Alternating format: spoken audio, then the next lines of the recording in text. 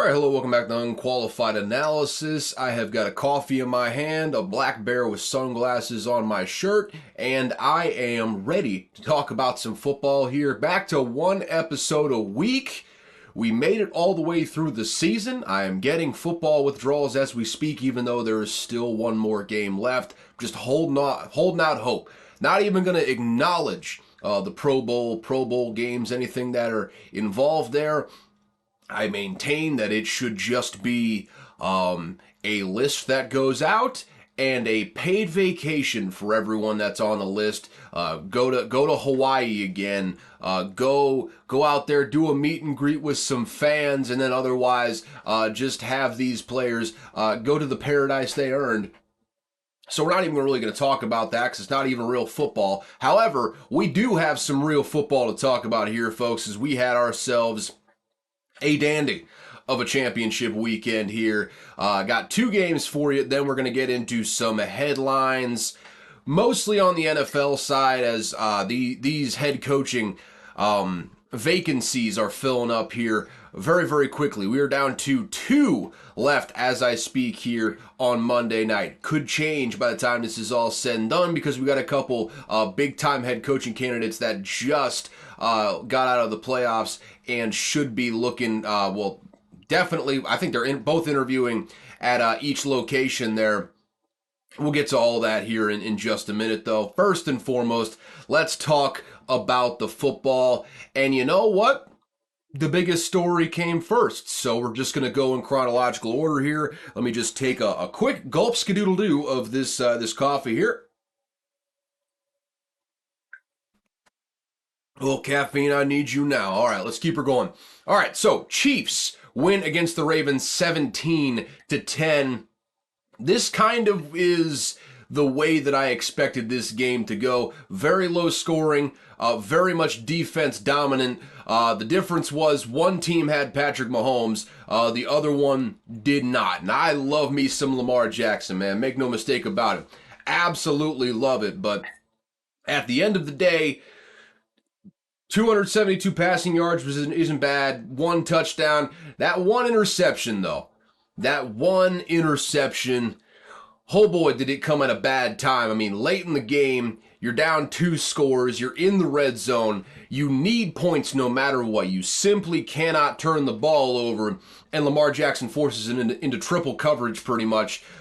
Interception in the end zone, trying to get it to Isaiah Likely, gets it into a defensive back's hands instead. Also had a lost fumble. Also Zay Flowers down at the goal line tried to reach out the ball. L'Jarius Sneed siphoned it right out of his hand. That one ended up being a fumble recovery as well for the Chiefs. Again, that's 2 different red zone turnovers, 1 goal line turnover, and another turnover that I think directly set up the Kansas City Chiefs deep in Baltimore territory. I do believe that that's the one possession where Kansas City went for on 4th down and Baltimore stopped them, though. So no harm, no foul on that one, but 2 critical red zone turnovers by the Ravens that ultimately ended up being the difference when you look at the scoreboard. More than anything, and we'll get to the Kansas City Chiefs here in a second, don't you worry. We'll talk about Jordan. We'll talk about more people hopping on the train that I've been on for, I don't know, at least a year and some change now. But we'll talk about that in just a second, all in good time, folks. First and foremost, let's talk about the team that's heading on out the door as we speak out of the playoffs.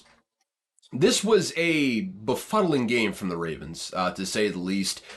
Not just because they go from scoring however many points a game, probably close to 30 points a game, number 1 offense in the entire league, number 1 point differential, statistically maybe the greatest team, greatest regular season team of all time, especially when you take into account what they did against winning teams and playoff teams. The Baltimore Ravens were a dominant football team this year in the regular season.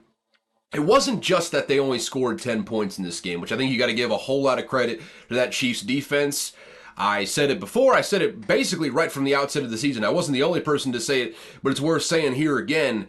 This is by far the best defense that Patrick Mahomes has ever had, and that's a credit to Chris Jones, it's a credit to L'Jarius Sneed. It's a huge credit to Steve Spagnuolo, who is one of the better defensive coordinators, quietly one of the better defensive coordinators in NFL history, probably at this point, which is good for the Chiefs. Probably never going to get that head coaching opportunity again. He had that one opportunity with the then St. Louis Rams.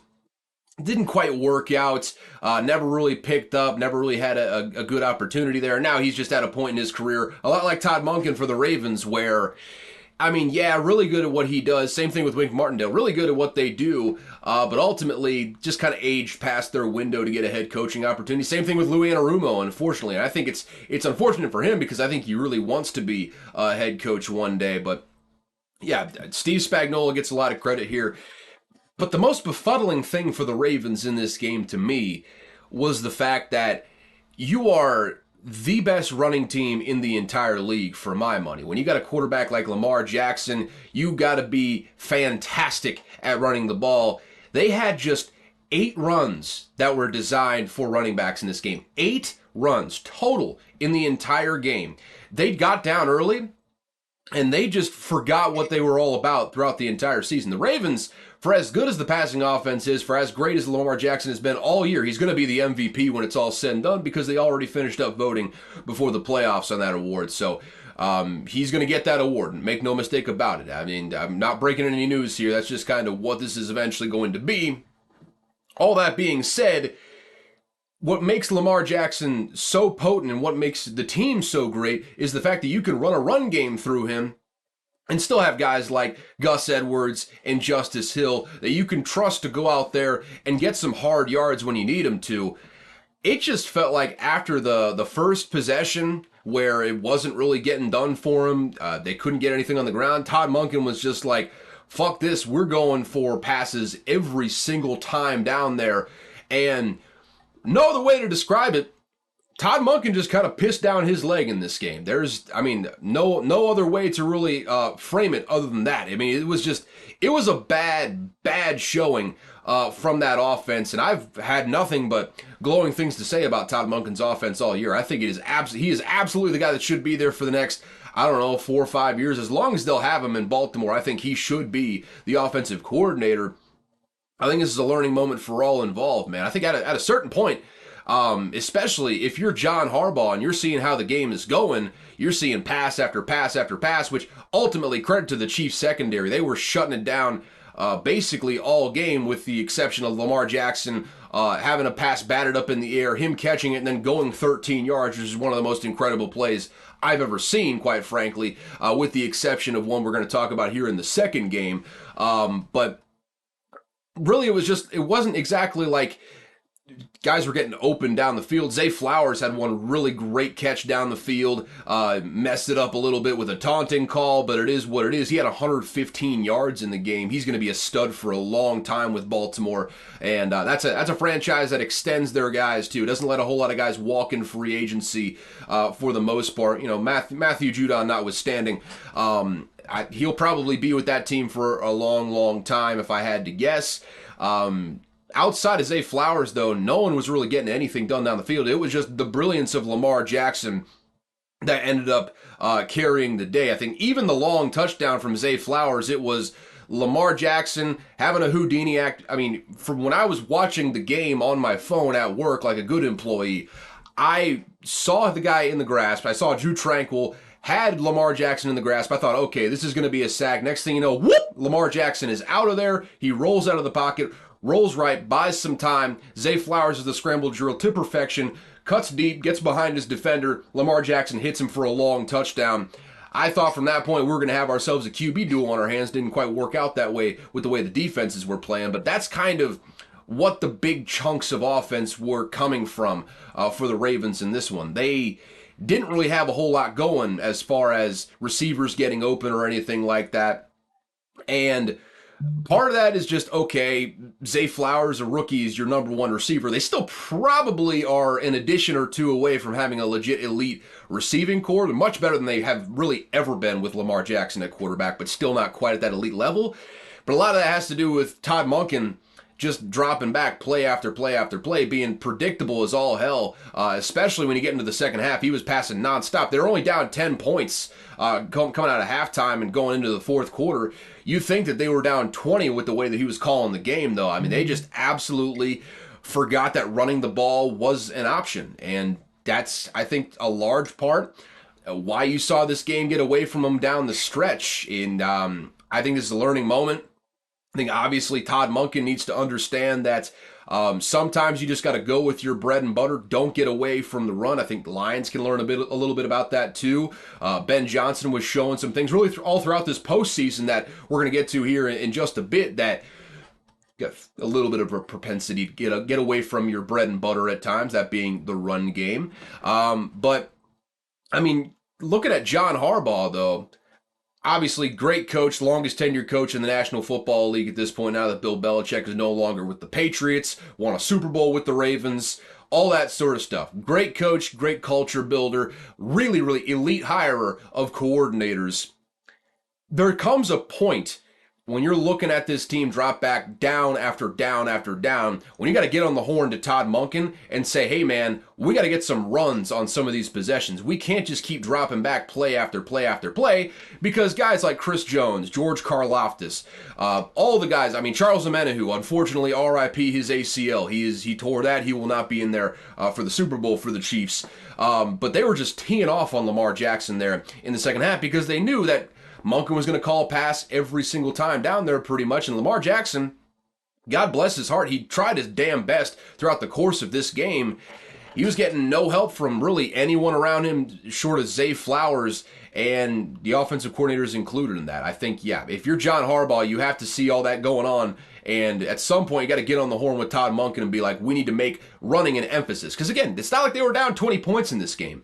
They were down 10 for the majority of this game. In the third quarter, it was scoreless. At any point, they could have made the running game more of an emphasis, and they just never did it. They never did it at all. I mean, they ended up averaging 5.1 yards per carry on 16 carries in this game, and they really never went to it. And unless Lamar Jackson was scrambling around, they never made a concerted effort to get back to the running game in this one. So I think a lot of this is, I mean, I'd say 0.000% of this loss goes on Mike Macdonald and that defense, especially in the second half. They played out of their minds. I mean, they got diced up in the first two possessions, make no mistake about it. I mean, Travis Kelce and Patrick Mahomes were in their bag in that first quarter. Patrick Mahomes didn't throw an incompletion, but once they settled into the game in that, you know, after the second quarter, I mean, 17 points in the first half, it is what it is. In the second half, they didn't allow KC to score a single point. They allowed less than 100 yards of offense. You could say part of that is, you know, Kansas City going into conservation mode, knowing that their defense is dominating the Baltimore offense. But at the same time, Mike Macdonald and the boys got it together in the second half, and you simply can't say that about the Baltimore offense. I am fully aware that the discourse around Lamar Jackson is going to be toxic as all hell, probably toxic as all hell as I'm speaking into the microphone right now. I think it's going to be overblown a little bit. I think the cast around Lamar Jackson let him down to a certain extent, and I'm not letting Lamar Jackson off the hook. It's not all on him, but at the same time, there comes a point where you just got to say, on my back, boys, we're going to go get this win, whether anyone's helping me or not. I think that could have been affected either. I mean, you saw him try to affect it with his arm. Love Lamar Jackson. I think he's a great QB. I think he can be very accurate at times, but we saw throughout this game he was inconsistent with the accuracy at times on short passes, intermediate passes, all the way to the deep passes. What makes Lamar Jackson special is he has wide receiver speed and quickness with a quarterback arm, quarterback capabilities up in the mentals, with the arm, with the accuracy at times. And he needed to use those legs in the second half, man. There's no question about it. Lamar Jackson at some point had to take it into his own hands to create a running game himself if Todd Monken wasn't going to do it for him, and he never did. That falls on Lamar Jackson. That being said, the cast around him didn't do him a whole lot of favors, so now we're here. The Ravens have lost. Mike Macdonald almost certainly on the way out the door, I would imagine. I think the Seahawks have shown a great deal of interest. I think for now the Seahawks look like it might be Dan Quinn, could also be Mike Macdonald. Doesn't look like Mike Vrabel's going to end up getting a head coaching opportunity here, which is kind of shocking to me. That being said, boy, I hope it doesn't happen for the sake of me being a Vikings fan, but there is an open defensive coordinator position on a really talented defense up there in Green Bay that I would not be shocked at all. Also, by the way, a former head coach in Tennessee, his offensive coordinator at one point, Matt LaFleur, is currently the head coach at Green Bay. Would make a ton of sense if Mike Vrabel does not get a head coaching job, for him to just come in there and turn that defense into a top 10 unit, which I have no doubt that he would do right off the bat. They are talented as all hell. They got players in the secondary. They got players in the front seven. What is not to like over there in Green Bay if you're Mike Vrabel? Again, as a Minnesota Vikings fan, I do not want that to happen. That being said, as an objective analyst, that would be a slam dunk hire if they can get it done. That being said, though, doesn't look like Mike Vrabel is going to get a head coaching job. Mike Macdonald, the Ravens defensive coordinator, I think scheduled to meet with the Seattle Seahawks either today or tomorrow. That being either yesterday or today as you're hearing this on Tuesday. So I expect Mike Macdonald to get one of the two head coaching jobs left, that being Seattle or Washington. Washington looks like they're kind of set on Ben Johnson, which, if you're Ben Johnson, that's a good spot to head into. You're going to get a quarterback at the top of the draft. You have all the cap space in the world, clean slate. You're not going to be very good next year, but you have the opportunity to build something up from scratch, build something in your image. And yeah, if I were either one of those guys, I mean, these are two not bad options to go into. I mean, either way, you got weapons to work with if you're on the Seattle Seahawks. You got a whole clean slate to work with if you go over to the Commanders. Interested to see where either of those guys land, but enough about the Baltimore Ravens. It is what it is. They let it slip through their fingers. The Kansas City Chiefs, man. 6 AFC championships in 6 years. This will be the 4th Super Bowl appearance, I believe. I lost the one Super Bowl appearance versus the Tampa Bay Buccaneers and Tom Brady. People are going to hold that against Patrick Mahomes because he had 0 offensive line and the going up against one of the better front sevens in the entire league in Tampa Bay, and still almost won them that game because he is that incredible. Well, didn't almost. They got blown out pretty much, but could have won them that game by the sheer brilliance that he is at quarterback. Outside of that, won the last 2 appearances. This will be the 4th appearance. What more is there to say? They are the modern dynasty of the National Football League. Travis Kelce became the all-time leading receptions guy in the postseason. In this game, he got 11 receptions to pass Jerry Rice for the postseason record. Incredible. Not sure how much longer Travis Kelce has left. Probably another year or 2 before he rides off into the sunset with his beautiful girlfriend, who is much, much richer than he is. Boy, that's gonna be the retirement of all retirements. He basically is just saying, sayonara. See you later. I'm going to go travel the world with my super hot girlfriend or fiance, wife, whatever they happen to be at that point. And she's going to be my sugar mama. That's basically what he's going to do. We're going to live the highest life of all high lives. We're just going to be rich as hell. We're going to be traveling around to paradise after paradise on a private jet every single week. What's not to love if you're Travis Kelce? Life is maybe better for Travis Kelce than anyone else in the entire world. I don't really care about the whole Taylor Swift thing. I think if you care about Taylor Swift being on TV, which, by the way, until after the game, they really didn't show Taylor Swift on TV hardly at all. I think they showed her like once on the actual CBS broadcast. And then, she was obviously part of the celebration there at the end, embracing Travis Kelce, all that. There was the picture of Andy Reid finding Taylor Swift in the crowd and pointing at her. They're pointing at each other basically like, was I you, were you me? Shout out to whoever gets that movie reference. It's going to be basically none of you, but it's one of my favorite references in the entire world. I digress on that front. If you care about Taylor Swift being on the TV too much, I think you need to take a long look in the mirror and ask yourself, Do you like women? And I'm not talking about it in a sexual way. I'm just talking about, do you appreciate women at all? Or are you just like, I like to see big dudes hit each other, and no damn woman is going to ruin that for me by seeing her on my TV? Because I don't understand. I don't understand the pushback here. You see players' wives or girlfriends get shown on TV on a fairly frequent basis.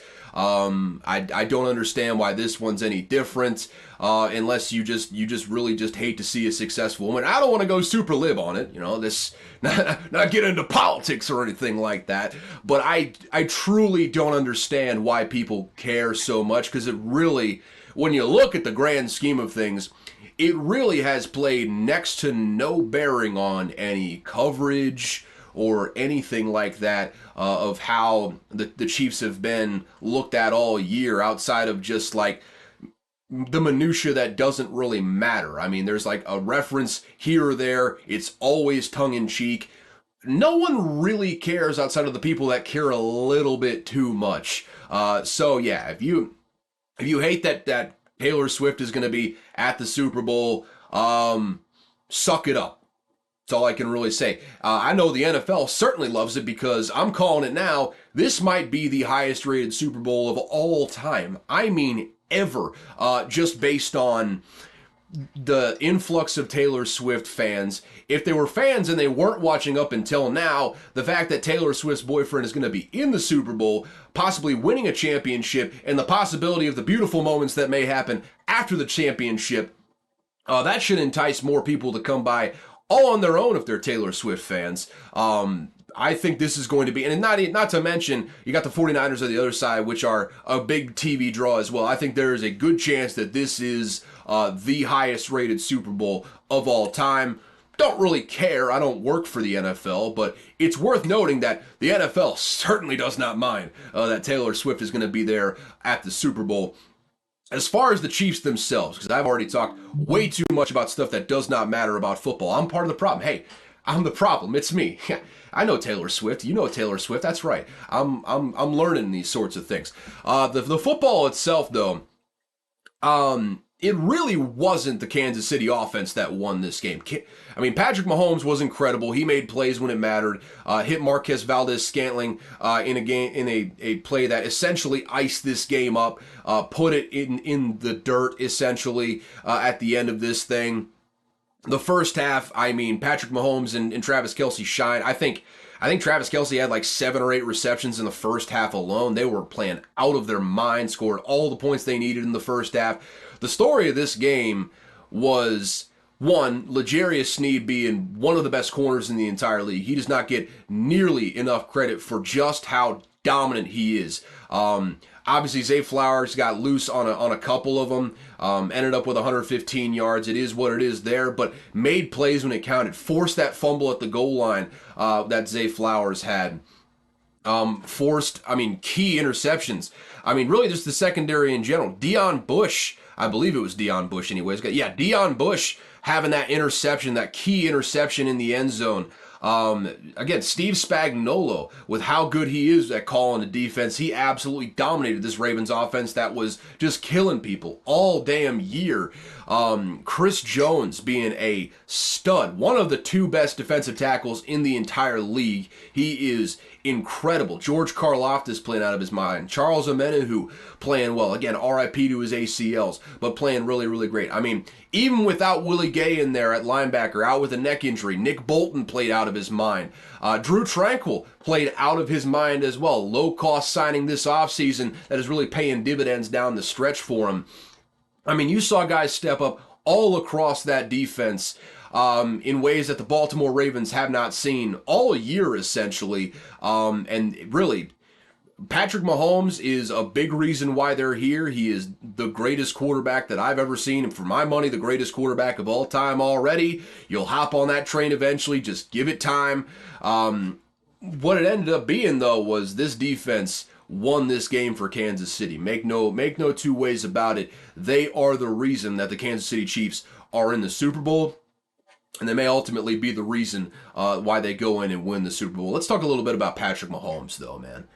he is already, to my mind, even for like the just the run-of-the-mill fan, it is Patrick Mahomes and Tom Brady and everyone else. He's already passed Peyton. I mean, love Peyton.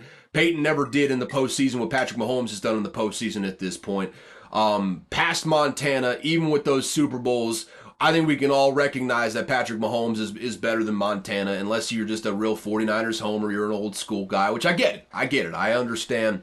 Patrick Mahomes is already in a class with one other guy, and as far as play goes, he's more mobile, he has a better arm, does basically everything else throwing wise that Tom Brady did throughout the course of his career. Mentals, throwing, all that sort of stuff. Patrick Mahomes has got it, in addition to being a better athlete. To me, a better quarterback as far as the game is played. You use your eyes and watch, equally as clutch, all that sort of stuff. Again, does everything Tom Brady does, just is a better athlete. No question about it in my mind. The only thing he is chasing now is the resume.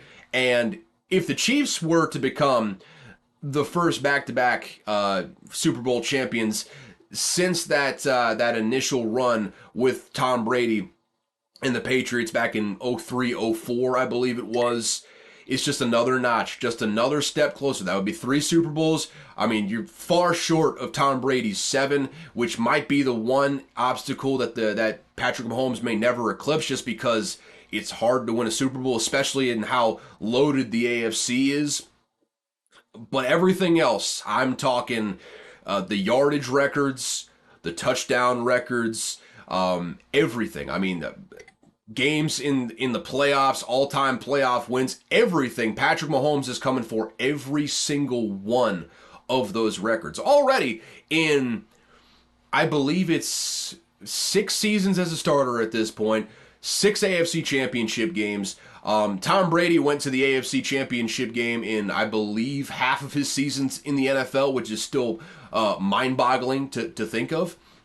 I think it's half. It might be even more than half, but that's the only guy that Patrick Mahomes is chasing right now. And in my mind, he's already better than Tom Brady. It's just, in order to sway over the people that are very much staunchly in the Tom Brady category, he's going to have to put up those numbers. I think over the next decade, he's going to do just that. And I'm looking forward to it. I have absolutely zero clue who I'm going to pick in this Super Bowl, but I am really looking forward to it. And I think we got ourselves a good matchup. And by the way, it's the one early prediction I had from back in May whenever I did the recklessly early predictions that I actually got right. The Super Bowl matchup, boom, got it right on the head. I got about half the divisions right, and all of the awards were laughably wrong at this point. But boy, oh boy, did I nail it on that Super Bowl matchup. So without further ado, we've already spent, probably close to 30 minutes on this game. Let's go spend a little bit more time on the second game of the day, the West Coast game, that being the Detroit Lions at the San Francisco 49ers. Let me down the rest of this coffee real quick. It's cold. Room temperature. Either way, good enough for me, boys and girls. Good enough for me. The Detroit Lions. Oh, man. The Detroit Lions, man. They had a 24-7 lead at halftime. And I'll tell you what, they coughed every last bit of it up in the third quarter, man. The Detroit Lions go on the road to San Francisco. They had them. And I know how it feels, man. I mean, keep in mind, I believe the Vikings were up 28-7 on the eventual Super Bowl champion Saints back in that NFC championship game. That just got snatched right out from under us. Lions were up 24-7, and they coughed it right up in the second half. The 49ers go on a 27-7 run, 17-0 in the third quarter to take this win and send the 49ers to the Super Bowl. Brock Purdy was inconsistent at times, threw an interception in this game, but when they needed him and the play broke down, he was running, he was doing everything he could to get this win, and it seems like game after game, whether he's having a good game or not, when you need him to, he will come alive in the clutch. When you need to drive and you need a score, he will get you that score every single time out there. He did it again in this one, in the fourth quarter. Gets the touchdown when they needed to go ahead. Gets another field goal to put the game away, essentially, put them up 10 late. And I think a lot of the controversy from this game is going to come from, following the sports talk here on this beautiful Monday, Overreaction Monday that was, a lot of the talk was centered around just, Dan Campbell living by the sword, dying by the sword, going for fourth down late when it was virtually a chip shot field goal. Could have tied the game late, and I believe it was, I can't remember. I think it was in the third quarter or fourth quarter. I think it was actually the fourth quarter when it ended up happening. They had a chance to tie it up at 24 all, I believe it was at the time, and instead go for it on 4th and 3. They don't go it. They don't get it. San Francisco drives right down the field, puts them up 10 points at that point with a touchdown late. That was the iconic Brock Purdy drive late in the game that got them basically in the Super Bowl, essentially. Up 2 scores, like 3 minutes to go. That's the game right there, as Tony Romo said, which we'll talk about that in just a second as well. We got some, I got a take about the broadcasters here that I think many people will be on my side, but we'll get to that here when it's done. Will I actually do it or will I forget about it? You'll just have to wait and see on that one, but I'm okay with this. I understand why there would be criticism. You take the field goal, you tie the game. Who knows what happens? Maybe they tie it and send it to overtime here with that. If they end up taking that field goal, we'll never know pretty much. But this is what Dan Campbell's done all year.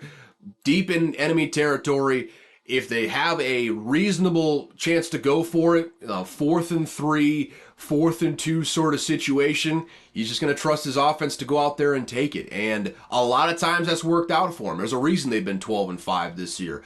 This time around, it didn't end up working out that way. And you know what? Again, that's why I say you live by the sword, you die by the sword. You do what got you there, essentially.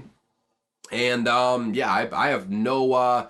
I have no qualms with that, quite frankly. I mean, I don't necessarily even have qualms with them taking the field goal in the first half, though it was a little bit inconsistent with the philosophy there. But I don't know. I don't really have a problem with Dan Campbell going for it there late. It's how they've played all year. It's consistency. So I get it. I understand that. My real problem here is with Ben Johnson in the second half. They ran it right down the 49ers' throats in the first half. David Montgomery went out of his mind in the first half running the football. And on the whole, it looks good. 182 yards on the ground, 6.3 yards per carry, 3 touchdowns. Part of that is a little bit inflated by Jamison Williams taking that end around on the first possession, 42 yards to the house. But even take out of that, I mean, it's, 140 on 28 carries, still highly efficient on the ground when it's all said and done. But in the second half, Ben Johnson just got the Todd Munkins, man. He just forgot that he could run the football when it was all said and done. Scoreless in the third quarter. They just absolutely pissed down their leg. Don't run the ball when it's been working for them all game pretty much. I think part of that was Jahmyr Gibbs fumbling the football deep in their own territory, and that might have scared him away from running the ball a little bit more, but they should have been much more concerted in the second half with running the football. They put the game in Jared Goff's hands, which he didn't lose the game, to his credit, got him down the field on a nice drive there late, and hey, if they don't have to spend that one timeout and force him into taking an onside kick there, who knows what happens. Maybe they stop the San Francisco 49ers and force them to punt. And, 1 minute or so left, like 50-some seconds left. Who knows? Maybe the Detroit Lions get down there in field goal range, kick a field goal, send it to overtime. We'll never know at this point. But, really, up until that, though, you just got to be a little bit more concerted with the running game. Situationally, I know, and this same thing happened last week, and he got praised for it to a certain extent. Same thing happened last week with the Tampa Bay Buccaneers that almost allowed him to get back into it. In clutch time and it's a little bit different situation because the Detroit Lions were down late, so they couldn't be running the ball.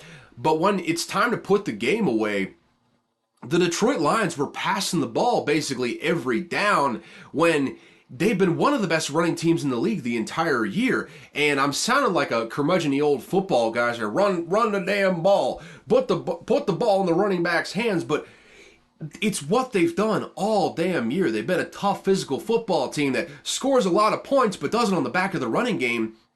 And in the critical moments of the season on the line, you're in the third quarter, you're up 3 scores, you don't make a concerted effort to run the ball. It makes no sense to me. No sense to me whatsoever.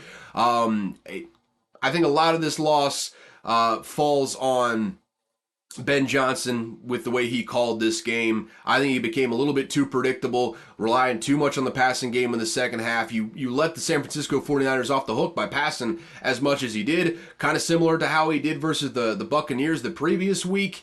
I still think he's a top-level head coaching candidate, but this has got to be a learning moment for him. Like, hey, you can't get so caught up in what your play sheet says, just calling plays that you feel good about. Sometimes you have to look at the situation and be like, okay, we got to make a concerted effort to get the ball in the running back's hands. And I am not an offensive expert. Make no mistake about it. Obviously, I'm not a coach, never been hired as a coach, have basically no interest in coaching. So take my word for what it is, which is basically complete garbage. But at some point, you're going to have to get the ball into the playmaker's hands that got you there. And that's Jahmyr Gibbs, David Montgomery. Jahmyr Gibbs in general, they really didn't run him out enough, like outside zone, stuff that really expressed his speed. And in the first half, he had a really, really solid first half. In the second half, he just basically disappeared. The whole running game basically disappeared in the second half with, the exception of a few big plays here and there. It was perplexing to me. It was perplexing to me what Ben Johnson decided to do throughout the back part of this game. And for my money, it's why the San Francisco 49ers got back in this one and ultimately won it. All the credit in the world to the San Francisco 49ers, though, especially Brock Purdy. He is a stud. They have still got him under contract for another year before they have to pay him. They got one more year left on this window. Hopefully they won't need it, in the Super Bowl. So hopefully they win it this year and make it all worth it before they have to pay Brock Purdy like $50 million a year, which is what he will command. It's the market price for quarterbacks, folks. That's what he's going to get. But until then, you got yourself a real opportunity to win some games here with a really favorable salary structure for at least one more year after this one, where you can go all in and continue to just bolster the roster all around Brock Purdy. The defense played out of their minds in the second half. Only 7 points allowed versus the Detroit Lions that were going up and down the field in the first half. A lot of credit has to be given to that defense. I mean, specifically, guys like, Nick Bosa, 2 sacks, I think both in the second half, 4 QB hits in this one. He was all over the field. Chase Young even had some solid plays in this one, stopping the run. Had a tackle for loss in this game as well. Really just a really solid defensive effort. 5 tackles for loss on the game for this defense. Fred Warner, my God, 13 tackles in this game. Dre Greenlaw was killing people at times in this game. He flies around, one of the best linebackers in the entire league.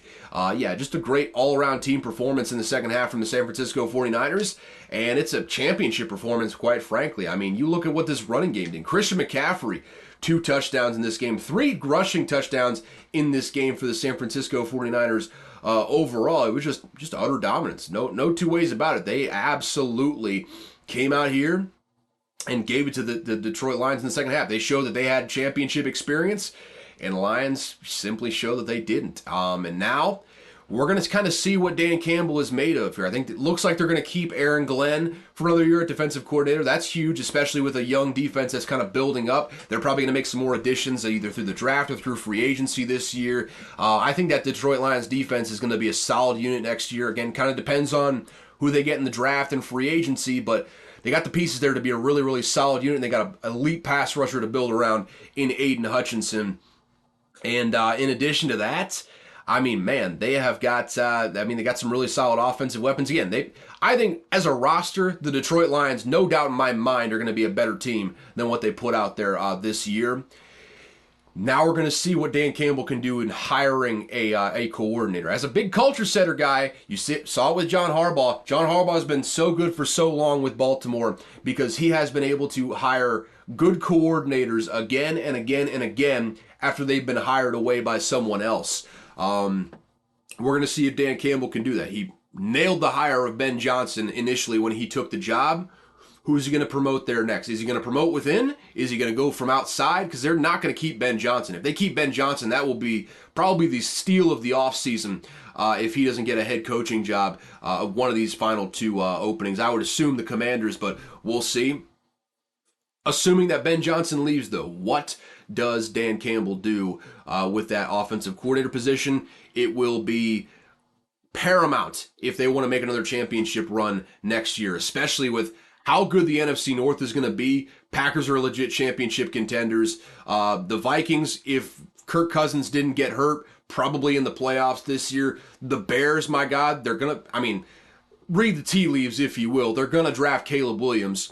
They're going to continue to bolster that roster because they have buku cap space. They're going to make some big free agent acquisitions. I would assume they're going to go hard on the offense because seemingly they fixed the defense pretty well this past offseason. So I think they're going to go hard as a motherfucker on offense, probably get a receiver or two, bolster the offensive line. They made a dynamite hire at offensive coordinator in Shane Waldron. I really, really like that hire, in spite of it being the Chicago Bears that made that hire. I don't think there's going to be a bad team in the NFC North next year. I think they're all really, really solid. And Detroit, they're going to need a really good offensive coordinator to keep up because the margin of error is as slim as it has ever been in that division.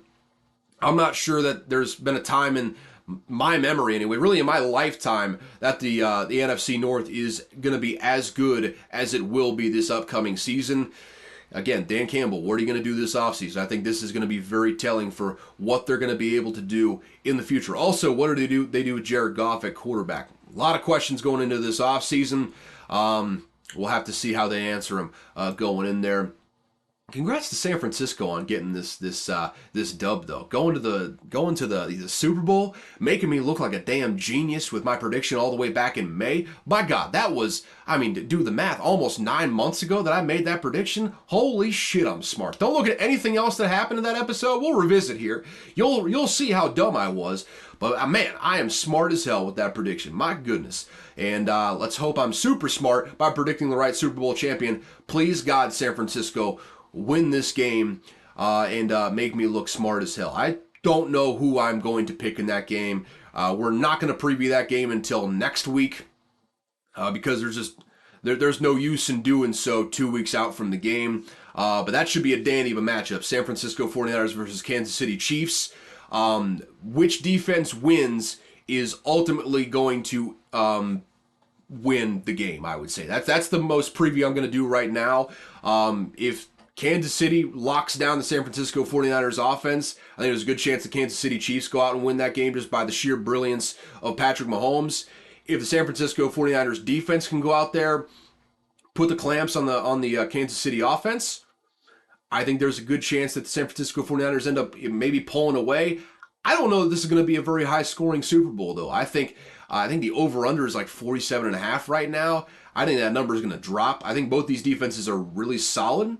I do, however, think that Isaiah Pacheco is going to have a big game against that San Francisco 49ers defense, but I don't want to get too much into it. I think it's going to be a really good matchup in the Super Bowl. I am very much looking forward to watching this. Unsure if I'm going to make a bet or not. I've, wavered back and forth on maybe making my largest bet of the season on this game just for funsies, but I don't feel super great either way. Maybe that'll change over the course of the next week or so, but for right now, we're just going to let that simmer, see what happens over the next week or so, and then go from there. Congrats to the 49ers and the Chiefs, though, in the Super Bowl. And it's going to be a ratings bonanza for the NFL. I'm sure they're popping champagne at NFL headquarters with the way this whole thing turned out. With that said, though, there is your football games. What are we doing on time right now? 43 minutes? Yeah, we might be able to get this thing done in an hour 15 or so. Get you out of here in a good amount of time. Let's go into some headlines, though. We got a couple things that happen. Pretty much all of them coaching related. Every single headline here, I believe, is coaching related at this point. Some on the college side, some on the NFL side. Let's get to it, though. One head coaching opening that has been filled. Dave Canales is going to be the new Panthers head coach. Good luck to you, Dave. That's a dumpster fire you're walking into there right now. You are handsome as hell, though, so couldn't go too bad for you. You're going to need a lot of luck, though, Dave. Just know you're going to need a lot of luck. I think for the betterment of Bryce Young, having a guy that made Baker Mayfield look really, really good this year, not the worst thing in the world. Didn't quite do a whole lot of magic with the running game. I think a lot of that it has to do with the deficiencies on the offensive line for the Tampa Bay Buccaneers, though. So we'll see how it works out there. I think conceptually it's the right direction to go into. You know, have a young offensive mind to kind of help bring, maybe salvage what you thought was there in Bryce Young. Maybe that offensive line will play a little bit better this year. Who's to say? I don't know anything about the new GM that they got there other than he was a first round pick in like 2001 for the Panthers. So hometown favorite. I don't know. You still got that man, David Tepper, as your owner. So yeah, again, good luck, Dave Canales. You're going to need every single bit of it in order to succeed in this one. Vic Fangio wasted no time in making the move to Philly official. He will be the defensive coordinator this coming season. That is a giant get for Nick Sirianni. He was supposed to be the defensive coordinator last offseason, and I assume Miami swooped in with a big-time offer that old Vic Fangio could not refuse. This offseason wants to be closer to his family, though.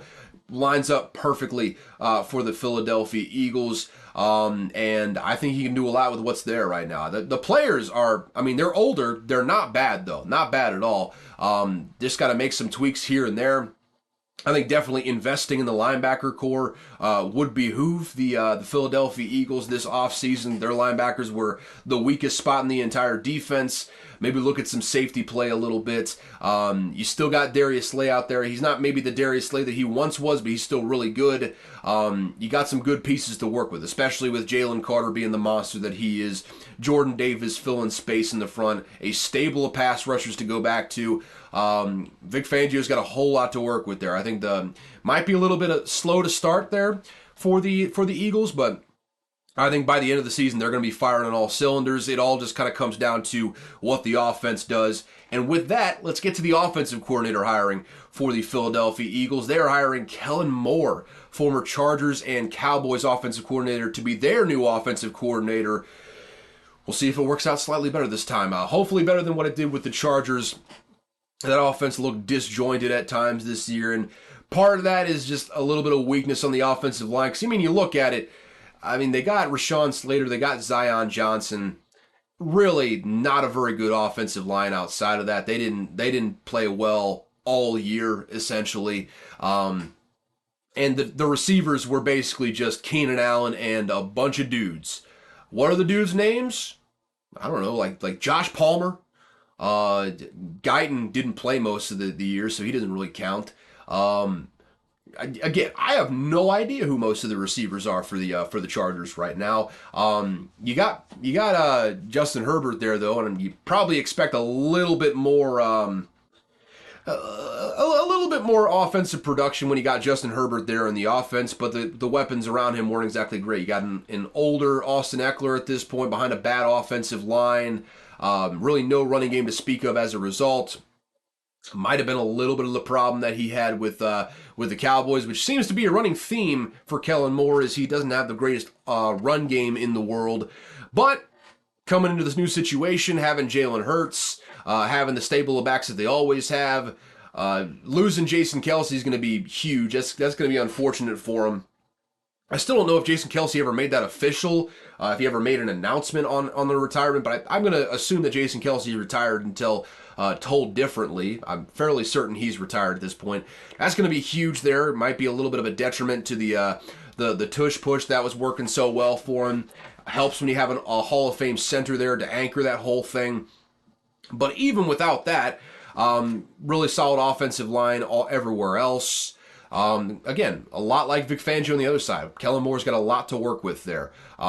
Just got to, do a little bit better than what Brian Johnson did this year as the offensive coordinator there. You have to incorporate the quarterback in the running game in more ways and use the quarterback's legs better. Now, kind of look back, incorporate some concepts that Shane Steichen used. Just getting Jalen Hurts' legs involved in the passing game even. Get him on rollouts. Get him in situations where you're putting the defense in a bind. I've said it many times before, but if you can get Jalen Hurts on the edge with, an edge on one defender where he's not really a part of the equation, and just have it basically a read between a guy in coverage and another guy running with Jalen Hurts, basically you can't go wrong at that point. Either Jalen Hurts runs or he dunks it over your head for a nice gain of 15, 20 yards, maybe even more if you get more after the catch. But, concepts like that get Jalen Hurts on the move is going to be what make this Eagles offense get back to prominence once again. Conceptually, I don't know about the hire. We'll see what happens there. I think Kellen Moore has been kind of lackluster in his last 2 years as offensive coordinator. But we'll see. We'll kind of see. I think he's got a lot of weapons to work with in a way that he did not have with the Chargers, though. So, looking forward to seeing how it works out. All in all, not a bad slate of hirings for Nick Sirianni. Again, this is going to be a make or break year for his job, though. So we're going to have to wait and see what happens in 2024. Conceptually, kind of like the hire, though. Kind of like both hires. Definitely like Fangio. Leaning towards liking Kellen Moore, but that's the more questionable of the two, obviously. Another head coaching job getting filled. The Falcons have hired Raheem Morris to be their next head coach. Usually I don't feel any type of way emotionally, one way or the other. It's like, okay, this happened. How does this affect the football side of things? Don't really give a hell about the emotions or anything like that. This one was different, man. I'm actually happy as hell that Raheem Morris is getting another chance, man. I mean, he got the Tampa Bay job entirely too early. There's no other way to describe it. I think he was like 31, 32. It was a disaster in Tampa Bay. Nothing went right. His teams were terrible. Didn't have great players down there either. It was just an entire mess.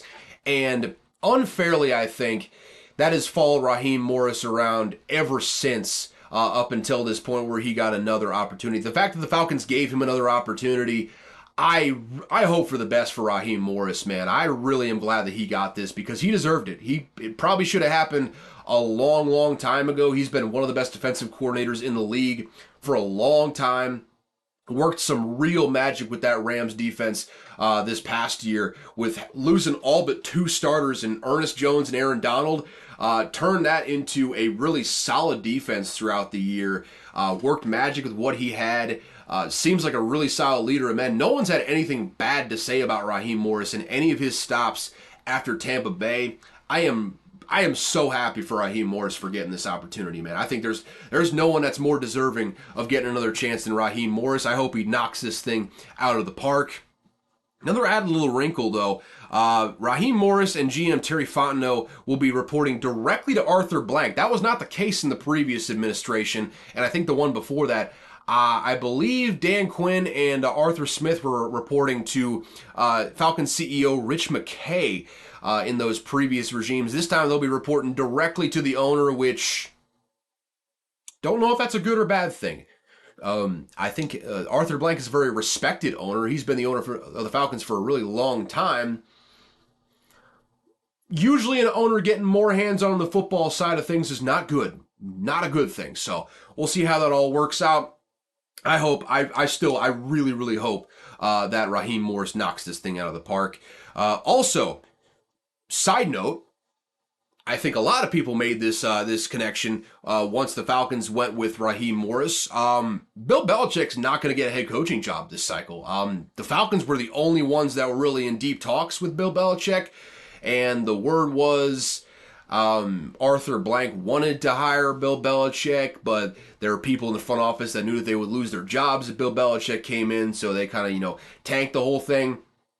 All I know is that if the owner wants to hire a guy, he's going to hire a guy. So I'm not sure how real the interest was the whole time. I think Arthur Blank was probably reticent about giving the keys to Bill Belichick from the jump, I would say.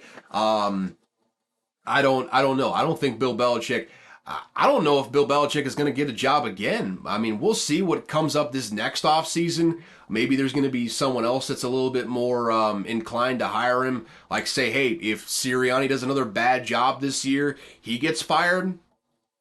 I mean, maybe the Eagles go with Bill Belichick under the understanding that Howie Roseman's still going to end up controlling the personnel. That's an organization that is takes more off the coach's plate, let's say, than just about any other organization in the league. They're very front office focused. I think Howie Roseman is maybe the most powerful GM in the entire league.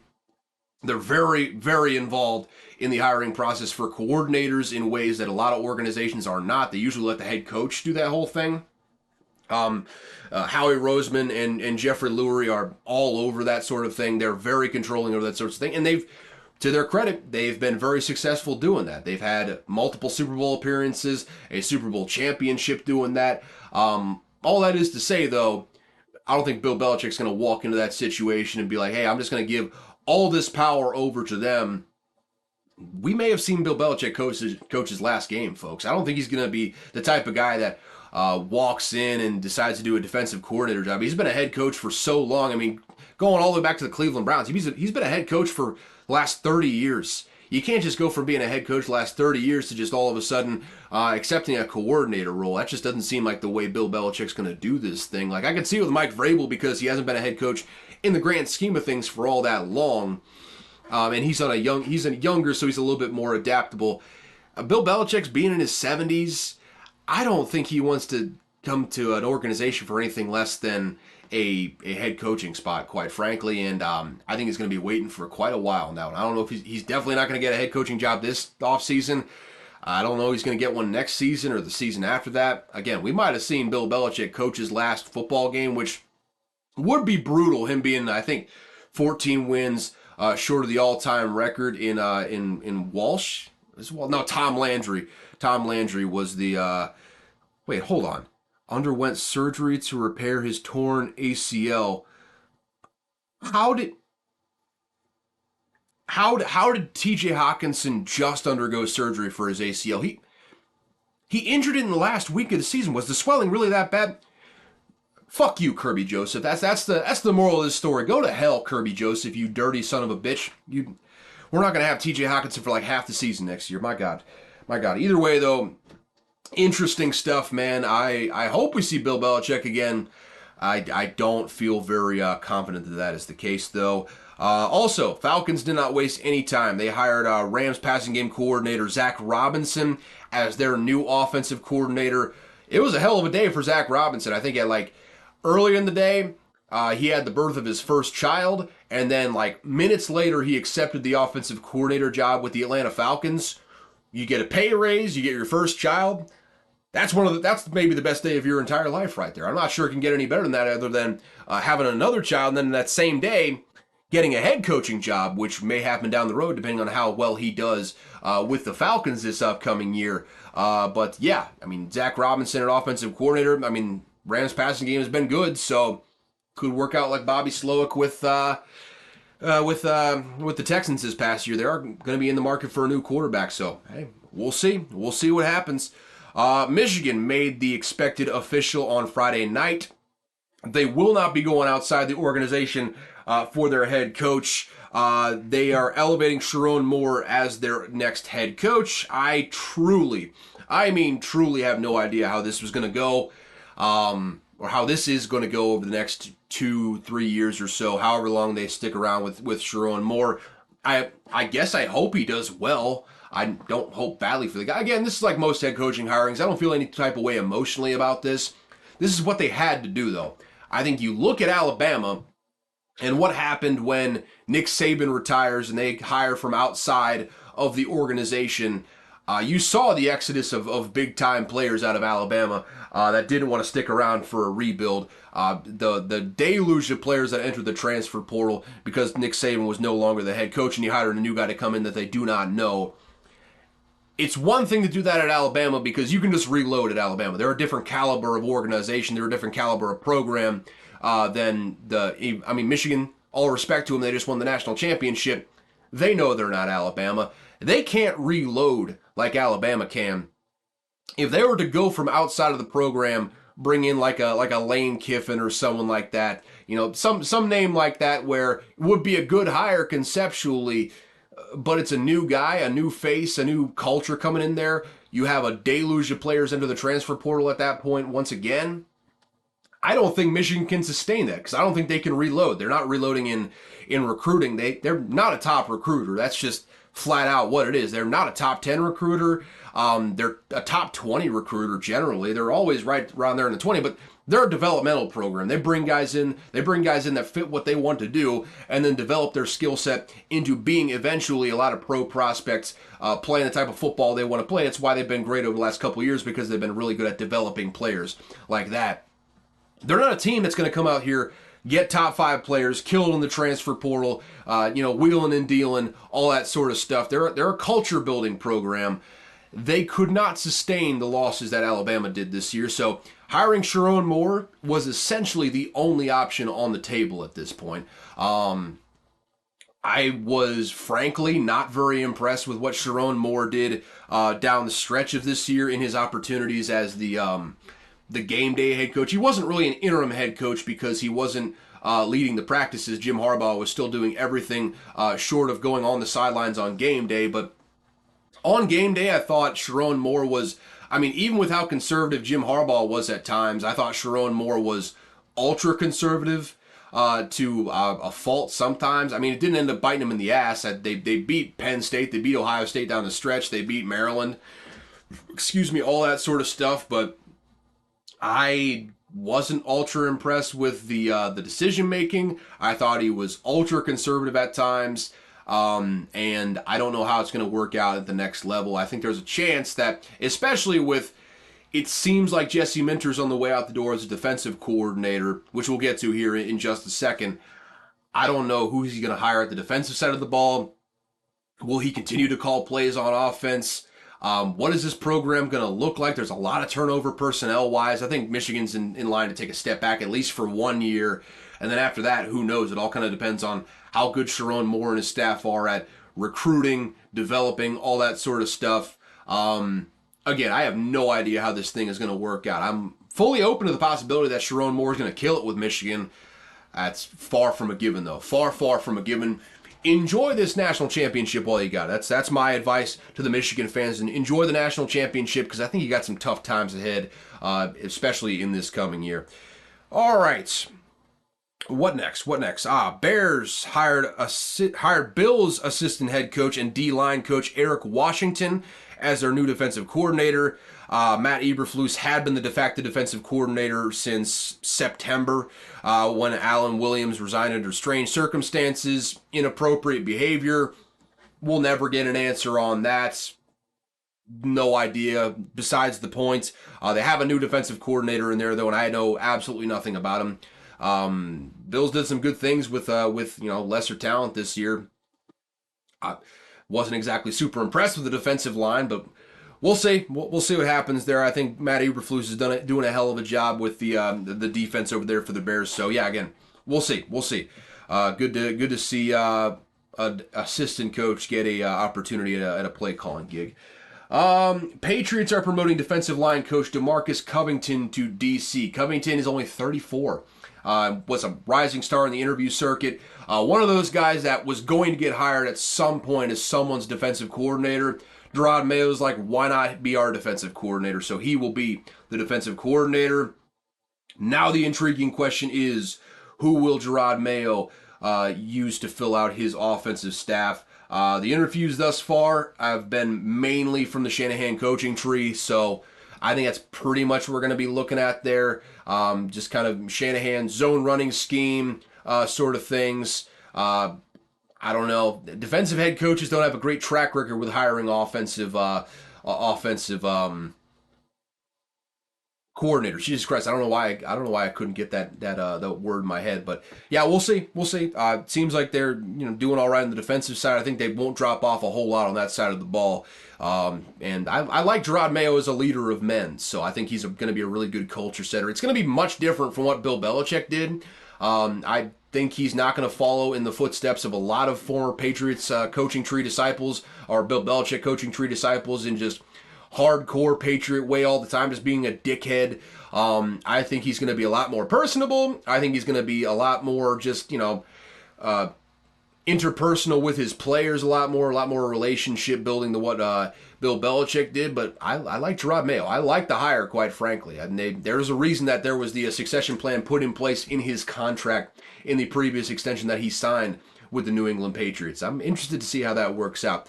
All kind of hinges on what they do with the offensive side of the ball. So probably going to have news on that next week if I had to imagine. Knowing my luck, that news will drop as I'm recording this episode.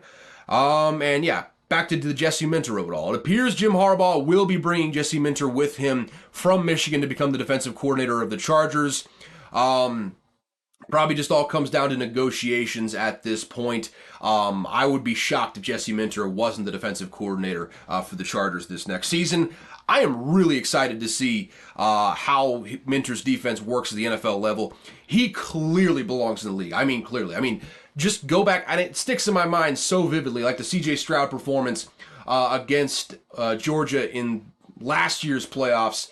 That Jesse Minter performance versus that Alabama offense in the Rose Bowl, he outclassed Tommy Rees and Jalen Milroe and everyone in that Alabama offense all damn day. And it wasn't just the players being more physical on the Michigan side of things, which they were. It was Jesse Minter being head and shoulders better at scheming up a defense than what Tommy Rees could do on the offensive side of the ball. Clearly, he was the superior coordinator in that game, and it showed again in the championship game. Jesse Minter is an NFL defensive coordinator. Make no mistake about it. I am really, really excited to see what he does at the NFL level, assuming that they finalize this thing and he's officially brought in as the defensive coordinator. I have all the faith in the world in Jim Harbaugh to get that thing done. Gonna have to do so with not the greatest personnel in the world. Give a lot of shit to Brandon Staley for being the quote-unquote defensive genius that can never have a top 20 defense. Didn't have a whole lot to work with on that side. Tom Telesco wasn't doing too hot on bringing defensive players in, either through the draft or free agency. Not a high hit rate over the last couple of years, so got his work cut out for him. They got a new GM in there, which we'll get to here in just a second, but I'm fascinated, absolutely fascinated with how Jesse Minter's going to do at the NFL level. Also, Harbaugh will be bringing the strength and conditioning coach Ben Herbert with him from Michigan. I don't know anything about strength and conditioning. Basically, everyone has said this is a huge loss for Michigan, though. I think it's good to have a mix of guys that you know coming in. Don't want to rely too heavily on the college coaching staff, if you will, because it is a vastly different game from college to the NFL. But hey, seems to be a good guy to bring in there, Ben Herbert. So we'll see how that works out. Also, the Chargers are targeting Ravens director of player personnel, Joe Hortiz. I have no idea how you pronounce his name. I think it's Hortiz? I don't know. Either way, they're targeting him to be the next GM for them. You look at what the Ravens have done over the last couple of years with bringing in players, especially this last offseason. Wouldn't be a bad pickup, especially when you got a whole lot of needs on the defensive side of the ball. He has done some wizardry with picking up players on that side of, well, he wasn't the one doing it, but oversaw the operation of picking up players on that side of the ball. So I think it would be a good pickup for him at GM. The sibling rivalry grows, though, between John and Jim Harbaugh. I hope to God that they meet up against each other at some point next season, or any season that he's with the Chargers, Jim Harbaugh, because it's just good fun when those two meet up with each other. The Bills, they stripped the interim tag off of Joe Brady, made him the full-time offensive coordinator. I like this. I like this hire, promotion, I guess you could call it. I thought really from the first week that Joe Brady took over as the offensive coordinator, the offense just flowed better. Ken Dorsey's offense was great statistically. They had a lot of really big plays. The stats nerds loved them because they were like top of the league in a lot of different categories, but it was clunky at times. Had some bad 3-and-outs when he really couldn't afford to have them. I think overall, this is a good hire. This is a good hire by the Bills When Joe Brady came in, you saw the running game working better. You saw the passing game flowing better. Stephon Diggs wasn't a big part of the passing game, which we'll see how that works out. They need assets in the draft department. So I could definitely see them moving on from Stephon Diggs this offseason, especially with that giant salary cap hits that he's going to end up taking.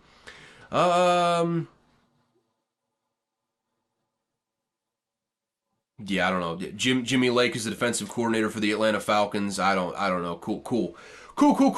Good for them. Sorry, I just got distracted by news on my phone there for a second. Yeah, I like hiring Joe Brady as the full-time offensive coordinator. We'll see how it goes from there. If he continues to do well, he is obviously going to be a hot name coming up for from NFL head coaching jobs, which was kind of the way he was trending. A meteoric rise when he had Joe Burrow at LSU and that crazy good offense back there in 2019, 2020. Kind of fell off a little bit when he made a bad career decision to go over with Matt Rule over there in that dumpster fire of an organization with the Panthers, but has bounced back well. Ended up, paying his dues in the NFL, getting that offensive coordinator job with the Bills.